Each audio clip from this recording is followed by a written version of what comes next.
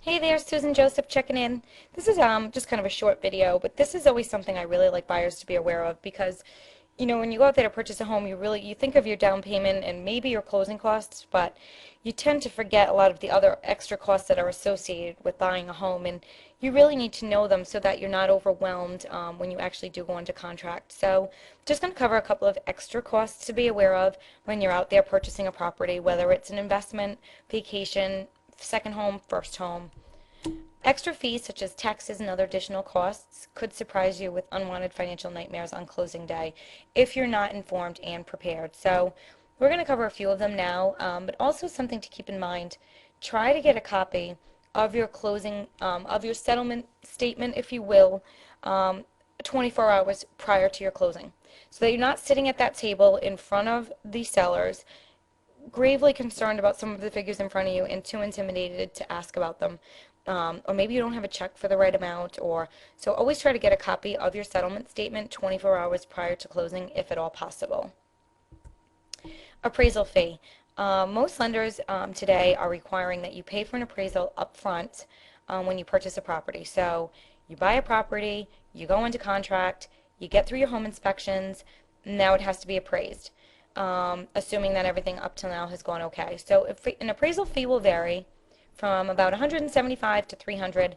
I think I see it on average at about 275. That's something you will pay for out of pocket. So be prepared for that cost. That is your responsibility. The bank will not cover it. The seller will not cover it. You've got to pay for the appraisal out of pocket. So know that that's one that's going to come up fairly quickly. Property taxes. Include your property taxes in your mortgage, in your monthly mortgage payments. They're going to prorate the taxes at the closing.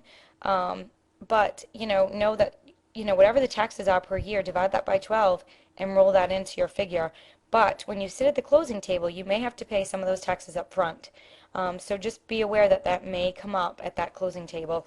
And if so, find out 24 hours before so that you are aware of those figures and you're comfortable paying them. Honestly, no matter what property you buy, this is going to come up. So you can't really avoid that in either direction. But it shouldn't be a high fee, but you never do know. Property insurance. This is a big one. A lot of people aren't aware of this, but you're going to most likely escrow your property insurance into your mortgage amount. And when your lender gives you that monthly figure, they'll most likely include your insurance in that figure. However, you have to pay the first year up front. So you have to call around to some different insurance companies, get that quote, and you're going to have to pay a year up front. And that can really vary from $800 to $2,200 depending on what you're purchasing. So be prepared. That is something you're going to have to pay up front. You will not be able to close on that property until you have received a quote-unquote binder from an insurance company stating that you have paid 1 year up front. So that's kind of a big one. That's one a lot of people aren't really aware of. Legal fees. The bank will generally choose an attorney. However, I have a buyer right now. He's a police officer, and they have an attorney who does their closings for free. So he's using his own attorney, which you can certainly do. Just make sure that you do let your lender know as quickly as possible so that they don't run title and do anything through their own attorney, because they kind of have their own systems in place already. So be aware of the legal fees. The bank will generally choose an attorney, but if you have one that you want to use, certainly let the lender know that's fine. Make sure that they can do the job, however. And fees generally start at around $600 for legal fees for a closing. And you can roll that into your purchase price. So that can kind of get rolled into those closing costs if you put those on top of your purchase price. The mortgage broker is entitled to charge you a fee. They can provide their services for free and get paid by the bank on the back end, if you will. So find out, however, find out what you're paying your mortgage broker for the loan. Ask that right up front while you're doing your homework and shopping around. So find out what they're going to charge you. Find out exactly, get a good faith estimate is what they call it. Find out exactly what your fees are going to be. So you need to be aware of all of your closing costs from your lender, which is exactly what I just mentioned to you. Don't forget to your home inspections. It's kind of a gimme, but I do like to mention it at the end of this video just so it's on that back burner for you. Inspections can run anywhere from 3 to say 6 or 700 depending on how in-depth you get. Lead is very expensive. Radon's about $100. You have physical, mechanical, pest, well, septic. It all depends on what type of property you buy. But that's another one that people are generally more aware of, but I do like to kind of make mention of it. So hopefully I've covered some costs for you. You know, be prepared of what's out there. Your closing costs you can roll in. Inspection, appraisal, you cannot. Legal fees you can generally roll in.